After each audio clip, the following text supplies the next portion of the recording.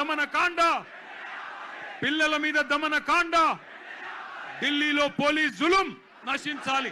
ఢిల్లీలో పోలీస్ జులుం, కేంద్ర ప్రభుత్వం మొండి వైఖరి, కేంద్ర ప్రభుత్వం మొండి వైఖరి.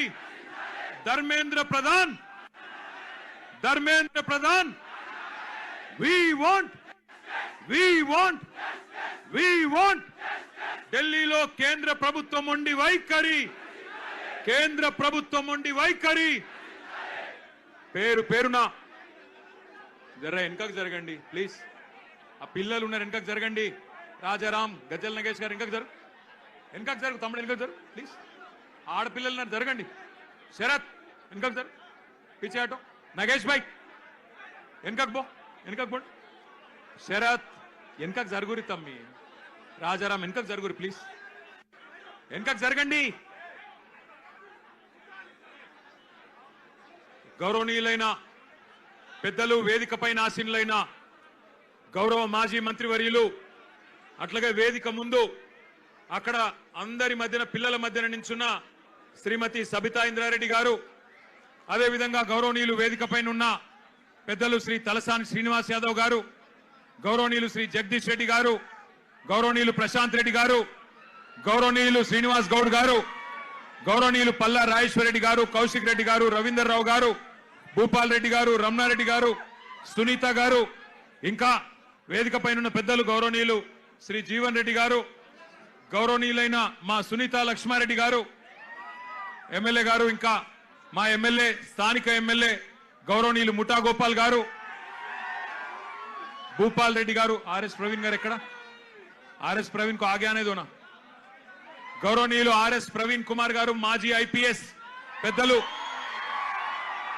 గౌరవనీయులు మాజీ మంత్రివర్యులు కరీంనగర్ ఎమ్మెల్యే గంగుల కమలాకర్ గారు, జీవన్ రెడ్డి గారు, మా తమ్ముడు గ్యాదర్ కిషోర్ గారు, తమ్ముడు బాల్కా సుమన్ గారు, విద్యార్థి నాయకులుగా ఈరోజు ప్రజాస్వామ్యంలో పార్లమెంటు గడప, అసెంబ్లీ గడప తొక్కిన నాయకులు ఈరోజు ఈ కార్యక్రమానికి, ఈ నిరసన కార్యక్రమానికి అధ్యక్షత వహిస్తున్న బీఆర్ఎస్ విద్యార్థి విభాగం రాష్ట్ర అధ్యక్షుడు సోదరుడు గెల్లు శ్రీనివాస్ యాదవ్ గారికి, అట్లాగే మొత్తం బీఆర్ఎస్ విద్యార్థి విభాగం నాయకత్వం మొత్తానికి, మా తమ్ముడు ముఠా జయసింహకి, ఇంకా స్థానిక నాయకత్వానికి, పెద్ద ఎత్తున తరలి వచ్చిన మా గౌరవనీయులైన మరి నాయకులకి, ముఖ్యంగా ఇప్పటిదాకా అరే క్యా కర్రే రే భయ్ తుమ్లో, క్యా కర్రే తుమ్లో, కైకు గడబడ్ కర్రే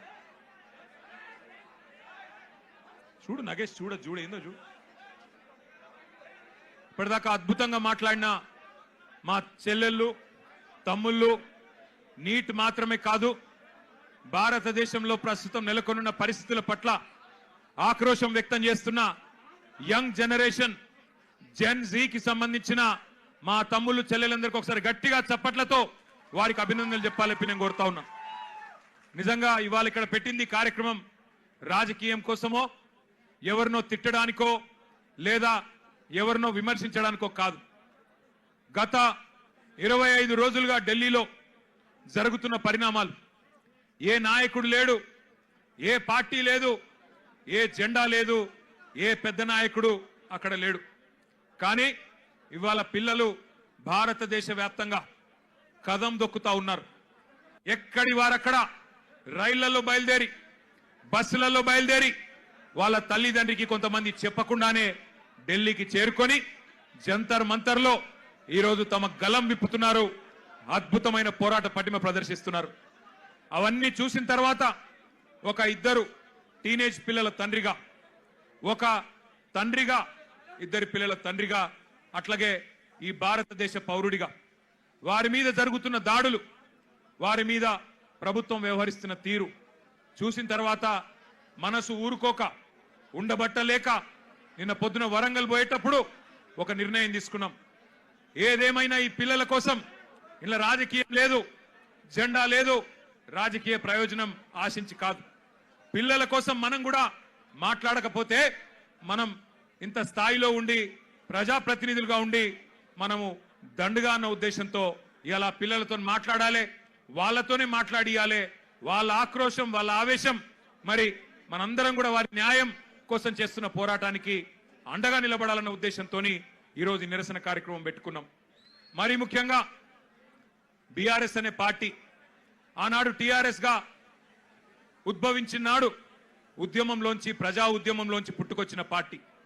ప్రజలను తెలంగాణ వ్యాప్తంగా డాక్టర్ బాబాసాహెబ్ అంబేద్కర్ గారు చెప్పినట్టుగా బోధించు, సమీకరించు, పోరాడు అనే అంబేద్కర్ తత్వాన్ని జీర్ణించుకొని లక్షల సంఖ్యలో ప్రజల్ని సమీకరిస్తూ తెలంగాణ ఎందుకు కావాలో వారికి బోధిస్తూ అట్లాగే ఎక్కడ అన్యాయం జరిగినా పోరాటం చేసిన పార్టీ పెద్దలు కేసీఆర్ గారి నాయకత్వంలో అల్టిమేట్ గా ఢిల్లీ మెడలు వంచి తెలంగాణ సాధించిన పార్టీ బీఆర్ఎస్ పార్టీ. అందుకే ఉద్యమ పార్టీగా ఉద్యమంలో పుట్టిన నాయకులుగా, ఉద్యమంలోంచే ప్రజాప్రతినిధులు ప్రభుత్వాన్ని ఏర్పాటు చేసిన వారుగా ఉద్యమాలంటే, ప్రజా ఉద్యమాలంటే మాకు గౌరవం ఉంది. అందుకే ఆ ఉద్దేశంతోనే వాళ్ళ పిల్లలు చేస్తున్న ఈ పోరాటానికి ఉడతా భక్తిగా కేవలం వాళ్ళకు వెన్నుదన్నుగా మనం నిలబడాలి. ఇలా మన జెండాలతోని వాళ్ళ పోరాటాన్ని మలినం చేయొద్దు. మన జెండాలతోని, మన రాజకీయ ఎజెండాలతోని వాళ్ళ పోరాటాన్ని మలినం చేయాల్సిన అవసరం లేదు. కానీ వారికి అండగా నిలబడి ధైర్యం చెప్పి మీ ఎంబడ మేము కూడా ఉన్నాం, మీరొక్కరు మాత్రమే కాదు అని చెప్పవలసిన బాధ్యత మన మీద ఉన్నది. నిజంగా నాకు నిన్న మొన్న ఢిల్లీలో జరిగిన సంఘటనలు చూస్తుంటే కళ్ళల్లో నీళ్లు తిరిగినాయి. మనిషి అనేవాడికి ఎవరికైనా సరే మనసంటూ ఉంటే ఢిల్లీలో జరిగిన సంఘటనలు చూసిన తర్వాత మనసు చలించక మానదు. పిల్లల్ని కుల్లబొడుస్తున్నారు. ఏమడిగినారు పిల్లలు? ఏం కోరుకున్నారు వాళ్ళు? మోడీ గారు కూర్చున్న కుర్చీ అడిగినరా? లేకపోతే అమిత్ షా గారు కూర్చున్న కుర్చీ అడిగినరా? లేదా ధర్మేంద్ర ప్రధాన్ గారు కుర్చీ మాకు ఈమని అడిగినరా? ఏమడిగినరు? అధికారం అడిగినరా? లేదా మాకు అర్జెంటుగా మీరు రాజీనామా చేసి మాకు అప్పచెప్పండి మీ ప్రభుత్వాన్ని అన్నారా? ఏమడుగుతున్నారు? న్యాయం కోరుతా ఉన్నారు. మాకు అన్యాయం జరిగింది, మాకు న్యాయం చేయండి అని అడిగినారు. విజ్ఞప్తులు చేశారు, వినతి పత్రాలు ఇచ్చినారు, దండం పెట్టారు, దరఖాస్తులు ఇచ్చినారు. చివరికి సోనం వాంగ్చుక్ గారు నిరాహార దీక్ష కూర్చున్నారు. ప్రజాస్వామికంగా గాంధేయ మార్గంలో మహాత్మా గాంధీ గారు చూపెట్టిన బాటలో చివరికి నిరాహార దీక్షకు జంతర్ మంతర్ దగ్గర కూర్చున్నాడు. ఎట్లా అయితే పెద్దలు కేసీఆర్ గారు అన్నాడు తెలంగాణ కోసం చావు నోట్లో తలబెట్టిండో అట్లాగే ఈ పిల్లలకు న్యాయం జరగాలి, ఈ పిల్లలకు జరిగిన అన్యాయం సరిదిద్దాలి కేంద్ర ప్రభుత్వం, అకౌంటబిలిటీ రావాలి, జవాబుదారితనం ఉండాలి సిస్టంలా. అదే విధంగా విద్యా విధానంలోనే సంస్కరణలు రావాలి, రిఫార్మ్స్ రావాలని చెప్పి సోనం వాంగ్చుక్ గారు నిరాహార దీక్ష కూర్చుంటే ఒక్క మీడియా సంస్థ చూపెట్టదు, ఒక్క మీడియా ఓడు రాడు. భయం. ఏం చేస్తారో, ఎక్కడ ఐటీ దాడులు చేస్తారో, ఎక్కడ సిబిఐని పంపిస్తారో, ఎక్కడ ఈడీని పంపిస్తారో, ఎక్కడ తమ వేట కుక్కలను పంపి ఇబ్బంది పెడతారో అని భయం. మీడియా రాలే. కానీ ఏం చేసింది జెన్జీ, యంగ్ జనరేషన్ ఏం చేసింది? ఏ మీడియా గిడియా జాంతా నై, మా సోషల్ మీడియా ఉంది చాలు అని చెప్పి ఇవాళ దేశం మొత్తాన్ని కదిలిచ్చింది.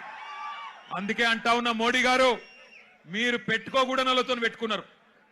ఎవరితోనైతే పెట్టుకోవద్దో వాళ్ళతోనే పెట్టుకున్నావు. నువ్వు కొరివితో తలగొక్కున్నావు. మోడీ గారు జాగ్రత్త పడు. తరం మారుతున్నది, స్వరం మారుతున్నది, నవతరం వరస మారుతున్నది. రాజ్యమా ఉలిక్కి పడు, గుర్తుపెట్టుకో, జాగ్రత్తగా ఉండు. వాళ్ళు అనుకుంటే మొన్ననే నేపాల్లో ప్రభుత్వం కుప్పగూలింది. ఈ పిల్లలు తలుచుకుంటే శ్రీలంకలో బగాయించి అక్కడ ఉన్నోళ్లను ఉరికిచ్చి దేశమవతల దాకా పోయేదాకా విడిచిపెట్టలేదు. కాబట్టి ఎవరితో పెట్టుకోవద్దో మోడీ గారు, వాళ్ళతోనే పెట్టుకున్నావు. వాళ్ళ అహం మీద కొట్టినవి ఇయ్యాల. ఏమడుగుతున్నారయ్యా వాళ్ళు మాట్లాడితే ఒకడు టెర్రరిస్టులు వీళ్ళు అంటాడు, ఒకడేమో ఖలిస్తాన్ వాళ్ళు అంటాడు, ఒకడేమో అర్బన్ నక్సలైట్లు అంటాడు, ఒకడేమో దేశద్రోహులు అంటాడు, ఒకడేమో పాకిస్తాన్కి వెళ్ళి ఫండింగ్ వస్తుంది అంటాడు. పనికి మాలిన మాటలు మాట్లాడతారు.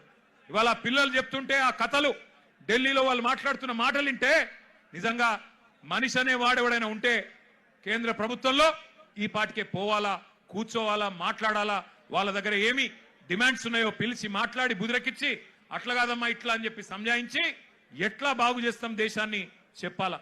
కానీ కేంద్ర ప్రభుత్వంలో ఉన్న వాళ్లకు ఇవాళ ఆ పరిస్థితి లేదు. మోడీ గారు ఒక్కటి గుర్తుపెట్టుకోండి, ఇదే తెలంగాణ గడ్డ మీద 50 ఏళ్ల కిందట ఒక యువకుడు ఒక మాట అన్నాడు. ఆనాటి తరం యువకుడు, ఆనాటి యంగ్ జనరేషన్ కి సంబంధించిన నాయకుడు ఒక మాట అన్నాడు. జీనా